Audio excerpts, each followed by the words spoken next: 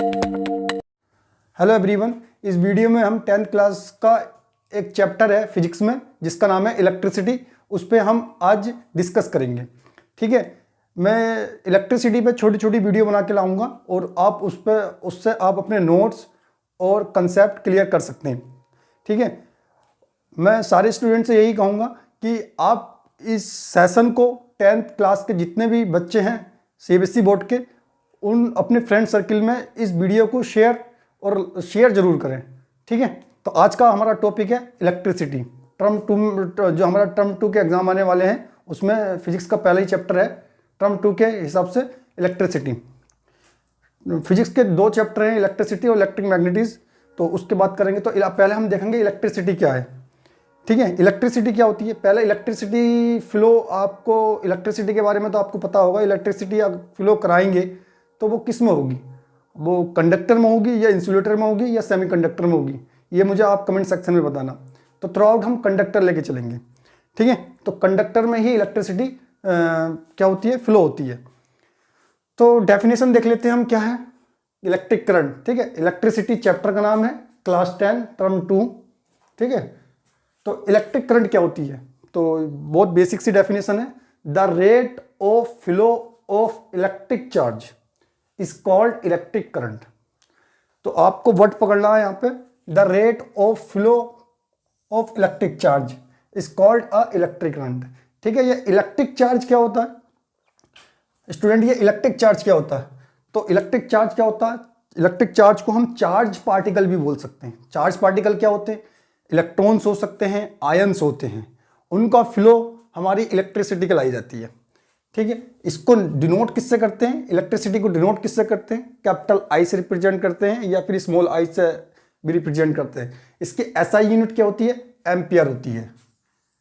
ठीक है, कभी कभी एसआई यूनिट भी पूछ लेता है एग्जाम में 1 मार्क्स में, तो एसआई यूनिट की क्या होगी, इसकी एम्पियर होगी। तो मैथमेटिकली इसका फॉर्मूला जो निकल का आता है वो क्या आता है, I is equal to Q upon T.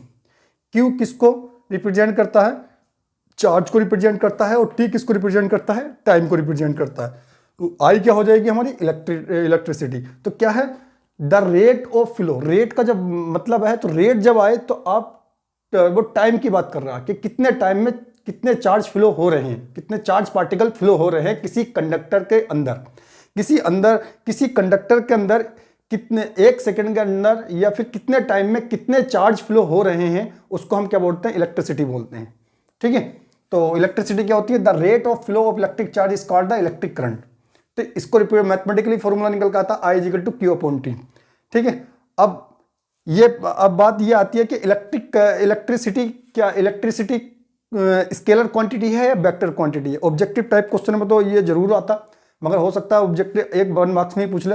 Electricity क्या होती है, इलेक्ट्रिक करंट जो होती है ऑलवेज स्केलर क्वांटिटी होती है। इसके पास डायरेक्शन और मैग्नीट्यूड, इसके जब आप इस सर्किट देखेंगे तो सर्किट में ये डायरेक्शन के थ्रू जाती है और इसका मैग्नीट्यूड भी होता है। मगर ये क्या होता है, जो वेक्टर एडिशन का जो अलजेब्रा लॉ होता है ये उसको फॉलो नहीं कर सकता। ये 11वीं क्लास में पढ़ेंगे वेक्टर एडिशन क्या होता है, ट्राइंगल्स के हिसाब से और पैरेललोग्राम के हिसाब से किस टाइप से हम वेक्टर्स को ऐड करते हैं, उसको फॉलो नहीं करता है। इस वजह से ये हमारी इलेक्ट्रिक करंट कौन सी क्वांटिटी हो जाती है, इलेक्ट्रिक करंट जो होती है, इलेक्ट्रिक करंट एक स्केलर क्वांटिटी हो जाती है। ठीक है, क्या हो जाती है, स्केलर क्वांटिटी हो जाती है। अब बात आती है इसकी डायरेक्शन क्या होती है, इलेक्ट्रिक करंट की डायरेक्शन क्या होगी। तो इलेक्ट्रिक करंट की जो डायरेक्शन होती है, करंट जो डायरेक्शन होती है वो पॉजिटिव से नेगेटिव होती है। इलेक्ट्रिक करंट की जो डायरेक्शन होगी पॉजिटिव से नेगेटिव की ओर होगी, और जो इलेक्ट्रॉन की जो डायरेक्शन होती है वो नेगेटिव से पॉजिटिव की होती है। तो कहने का मतलब यह है कि the direction of electric current is always taken opposite to the direction of flow of electrons. मैंने यह लिख दिया, the direction of flow of electric current की जो डायरेक्शन होती है वो ऑलवेज अपोजिट होगी किसके, जो इलेक्ट्रॉन का फ्लो, जिधर इलेक्ट्रॉन, अगर सपोज करो इलेक्ट्रॉन इधर फ्लो होगा तो हमारी इलेक्ट्रिसिटी किधर जाएगी, इलेक्ट्रिसिटी इसके अपोजिट में फ्लो होगी। ठीक है, तो क्या है, डायरेक्ट डायग्राम में भी बताता है। कोई कंडक्टर ले लेते हैं, सपोज करो हमारा कंडक्टर, अगर ये कंडक्टर है, ठीक है, कंडक्टर में हमारे इलेक्ट्रॉन है, ये इलेक्ट्रॉन पड़े। जब तुम इसको बैटरी या सेल से नहीं कनेक्ट करोगे तो ये इलेक्ट्रॉन की डायरेक्शन क्या होती है, रैंडमली होती है। जैसे ही तुम इसको इलेक्ट्रॉन बैटरी से इसको कनेक्ट कर देते हो या सेल से कनेक्ट कर देते हो तो इलेक्ट्रॉन की एक क्या होती है, इलेक्ट्रॉन एक डायरेक्शन में आ जाते हैं एक फोर्स की वजह से, इलेक्ट्रिक फोर्स लगता है उसकी वजह से क्या हो जाता है, इनकी डायरेक्शन क्या हो जाती है, ये हो जाती है, इस टाइप से हो जाती है। ठीक है, अगर ये नेगेटिव है तो ये पॉजिटिव होगा, समझ रहे हैं ना। तो कंडक्टर, अगर जब तक कंडक्टर को हम बैटरी या सेल से नहीं जोड़ेंगे तो इलेक्ट्रॉन हमारे क्या होता है, रैंडमली, इलेक्ट्रॉन की जो डायरेक्शन होती है वो रैंडमली होती है। वो क्या, जैसे ही हम इसको सेल या बैटरी से कनेक्ट कर देते हैं तो इलेक्ट्रॉन क्या होते हैं, मूव करना स्टार्ट कर देते हैं एक ही डायरेक्शन के अंदर। ठीक है, तो हमने यहीं पे डायग्राम में बना के देखा है, ये हमारा कोई कंडक्टर था, ये हमारा कंडक्टर है, यहाँ इस कंडक्टर को हमने बैटरी से कनेक्ट कर दिया, या भी सेल से, ये सेल है, सेल से जैसे ही कनेक्ट करेंगे ये पॉजिटिव टर्मिनल है या नेगेटिव टर्मिनल है। तो ठीक है, तो क्या होगा, तो इलेक्ट्रॉन जो फ्लो होंगे वो नेगेटिव से पॉजिटिव की ओर फ्लो होंगे। नेगेटिव पार्ट ये है, इसके नेगेटिव से पॉजिटिव की ओर फ्लो इलेक्ट्रॉन होते हैं। और जो करंट जो आएगी, कन्वेंशनल करंट जो होती है, कन्वेंशनल करंट का जो फ्लो, जो डायरेक्शन होगी, कन्वेंशनल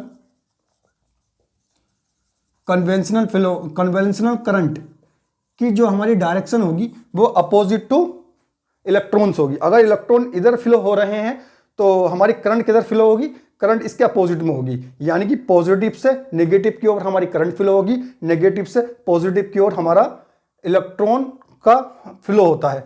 इसको हम बोलते हैं, इससे हमें यह पता चला कि डायरेक्शन ऑफ इलेक्ट्रिक करंट क्या होती है। ठीक है, अगर 1 मार्क्स में क्वेश्चन आए तो आप इसमें इसका डायग्राम और इसकी ये डेफिनेशन दे सकते हैं। The direction of flow of electric current is always taken opposite to the direction of flow of electron. ठीक है, तो ये मैंने आपको अभी क्या इलेक्ट्रिक करंट के बारे में बताया, उसकी डेफिनेशन शॉर्ट में दे दी। ठीक है, मैथमेटिकली फॉर्मूला बता दिया, आई किसको स्टैंड करता है और क्यू कहाँ जाता है, क्यू किसको करता है और टी किसको ये बताता है। इसका फिर मैंने ये भी बता दिया कि इलेक्ट्रिक करंट कौन सी क्वांटिटी होती है, स्केलर होती है या फिर वेक्टर क्वांटिटी होती है। तो इलेक्ट्रिक करंट हमारी क्या होती है, स्केलर क्वांटिटी होती है। डायरेक्शन भी मैंने कवर कर रखी है। अब देखेंगे हम क्या यूनिट क्या होती है, यूनिट ऑफ करंट क्या होती है। तो यूनिट ऑफ करंट क्या होती है, यूनिट ऑफ करंट क्या होती है, आप कुछ मत करना कि I equal to Q upon t है, 1 कूलम और 1 सेकेंड। अगर अगर एक चार्ज हमारा कितना क्यू, चार्ज हमारा कितना हो जाए 1 कूलम हो जाए, टाइम कितना लगे उसमें 1 सेकेंड लगे, तो जो हमारा निकल का आता है वो 1 एम्पियर होती है।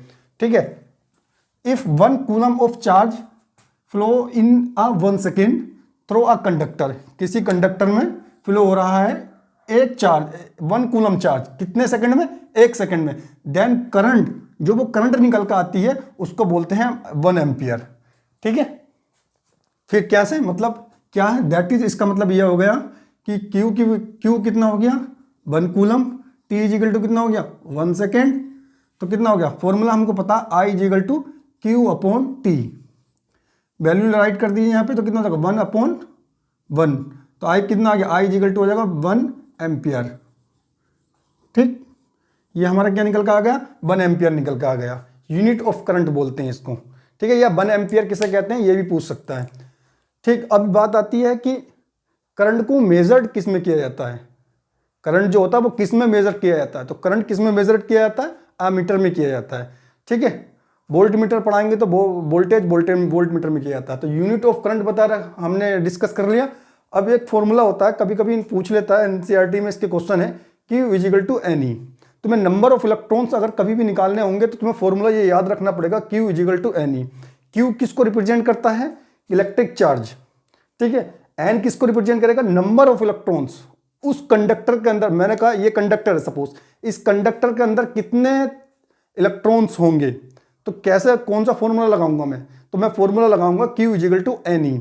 Q सिर्फ क्वेश्चन में आपको Q देगा, सपोज समझ रहे हैं ना कि Q दे देगा, Q की वैल्यू इतनी होगी और Q देने के बाद आपसे वो नंबर ऑफ इलेक्ट्रॉन्स निकलवा सकता है। तो फिर E क्या है, E जो होता है हमारा चार्ज होता है, किसके, चार्ज ऑन अ 1 इलेक्ट्रॉन, एक इलेक्ट्रॉन पे कितना चार्ज होगा उसको हम क्या बोलते हैं, ई बोलते हैं, यानी कि इलेक्ट्रॉन होता है। ठीक है, एक इलेक्ट्रॉन पे कितना चार्ज होता है, उसकी वैल्यू होती है 1.6, ये मैंने लिख दिया 1.6 इंटू 10⁻⁻⁹ कूलम।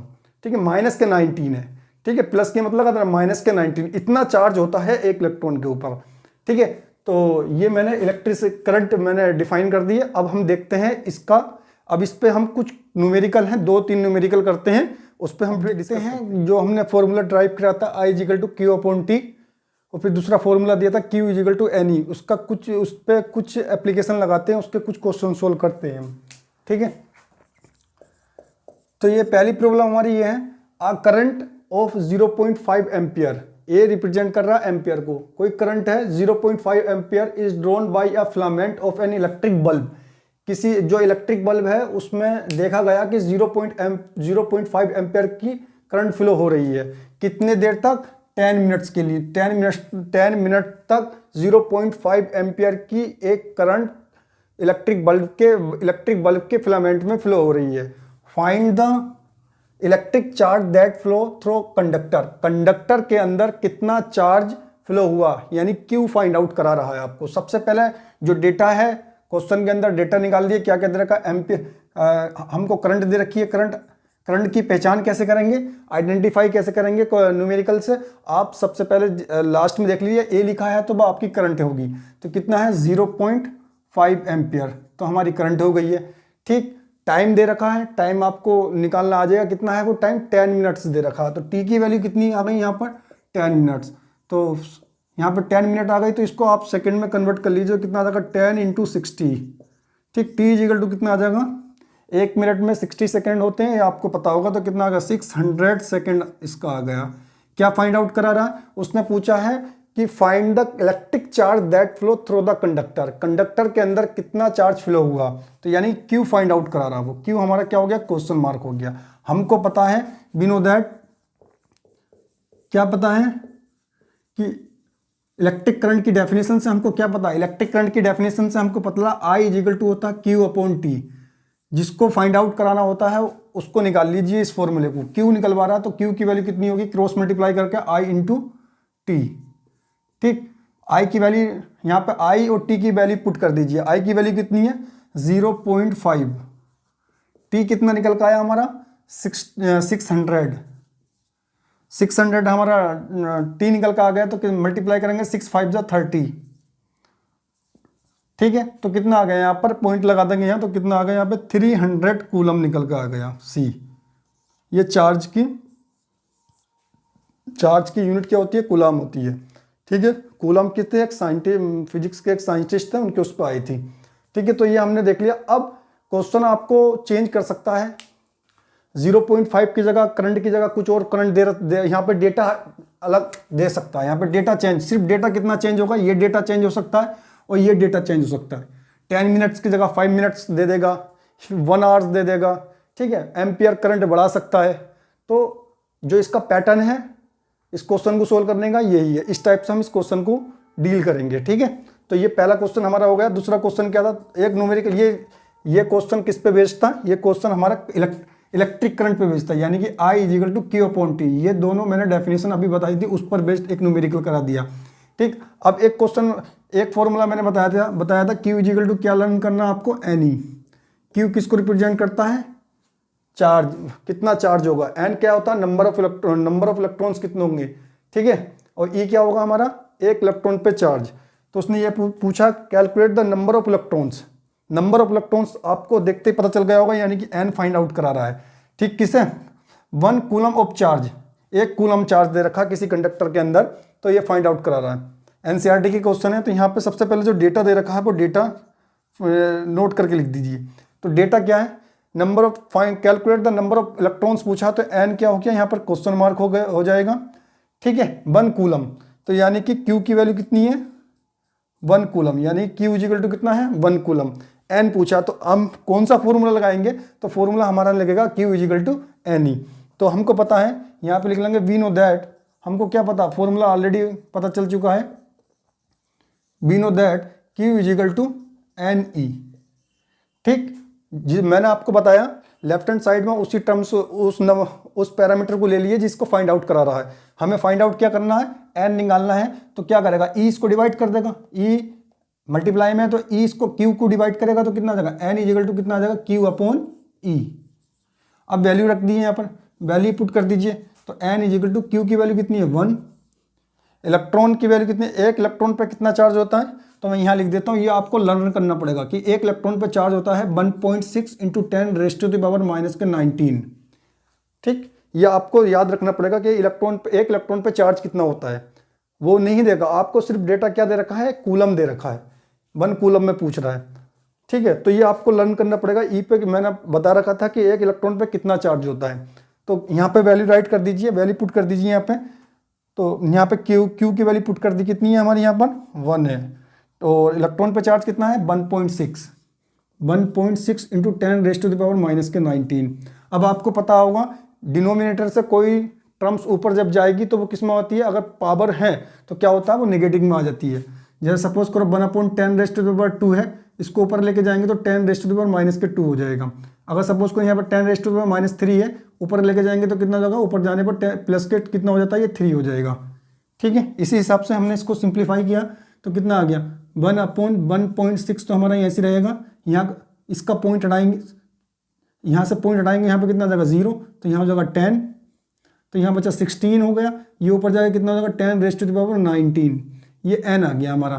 ठीक है, और सिंप्लीफाई करेंगे तो कितना आ जाएगा n = अब ये 16 क्या ग्रेटर देन है 10 से, तो इसको क्या बनाए, ऊपर वाली क्वांटिटी को 10 को ग्रेटर कर लेते हैं 16 से, तो यहाँ से 10 ले सकते हैं। तो कितना आ जाएगा 10 × 10⁻18। जब यहाँ से आपने एक 10 लिया तो एक पावर कम हो जाएगी, और यहाँ पर कितना आएगा 16, तो n = कितना हो जाएगा 100/16 × 10⁻18।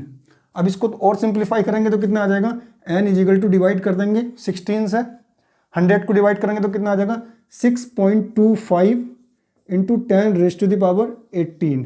इतने इलेक्ट्रॉन्स होंगे आपके कंडक्टर के अंदर। ठीक है, आई होप आपके समझ में आ गया होगा। सो नेक्स्ट टॉपिक है हमारा इलेक्ट्रिक सर्किट। इलेक्ट्रिक सर्किट क्या होगा, कि इलेक्ट्रिक सर्किट क्या होता है, जो हमारी करंट होती है उस करंट का जो फ्लो होगा वो कंटिन्यूस होना चाहिए और क्लोज्ड होना चाहिए। जैसे आपके घरों में जो इलेक्ट्रिक सर्किट होता है उसमें जो करंट फ्लो होती है, जैसे आप फैन को ऑन ऑफ करते हैं। ठीक है, तो इलेक्ट्रिक सर्किट क्या होता है, यानी कि करंट का कंटिन्यूस पाथ और क्लोज्ड होना चाहिए। अगर कोई सर्किट क्लोज्ड है तभी हमारी करंट क्या होगी, फ्लो होगी। ओपन सर्किट भी होता है, क्लोज्ड भी होता है। यहाँ पे मैंने राइट डाउन कर रखा, क्या है close circuit, a continuous and closed path of an electric current is called electric circuit. Electric current का जो इलेक्ट्रिक करंट है उसका ऐसा पाथ, ऐसा रास्ता, ऐसा पाथ होगा जो पाथ होने के बाद फिगर कैसी बनाएगा, क्लोज्ड बनाएगा। ठीक है, उसको हम क्या बोलेंगे, उसको हम बोलेंगे इलेक्ट्रिक सर्किट बोलेंगे। ठीक है, तो मैंने आपको बता दिया है कि a continuous and closed path and electric current is called electric circuit. ठीक है, आपको वर्ड क्या पकड़ना है, कंटिन्यूस का मतलब कहीं पे भी ब्रेक नहीं होगी, एंड क्लोज्ड पाथ, और पाथ कैसा होगा, क्लोज्ड, तो उसको हम बोल देंगे इलेक्ट्रिक सर्किट। ये इलेक्ट्रिक सर्किट 2 टाइप्स का होता है। There are 2 types of electric circuit. एक होता है हमारा ओपन सर्किट, एक होता है हमारा क्लोज सर्किट।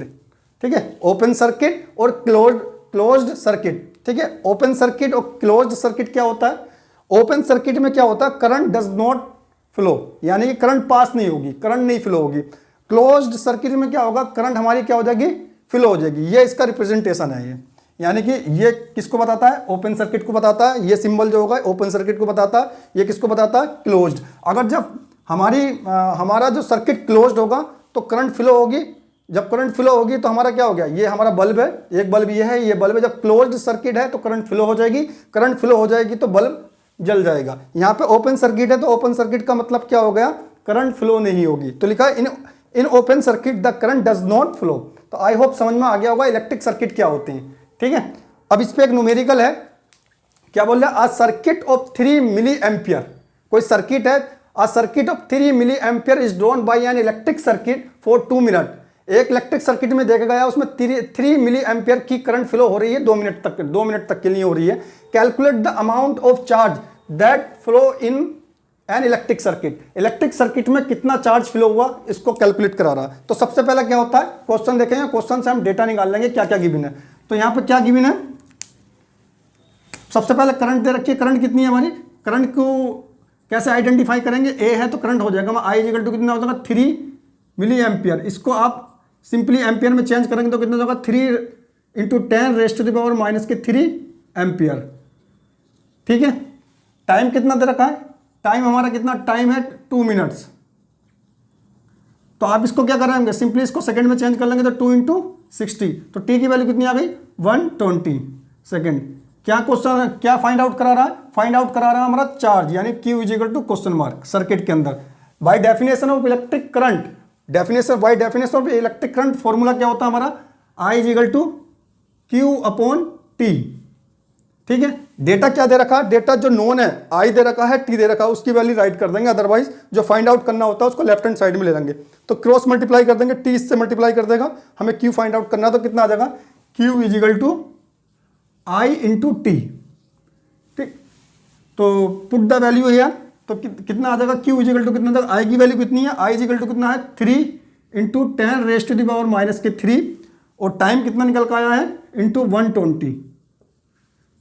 मल्टीप्लाई कर लेंगे, 12 3 जा 36,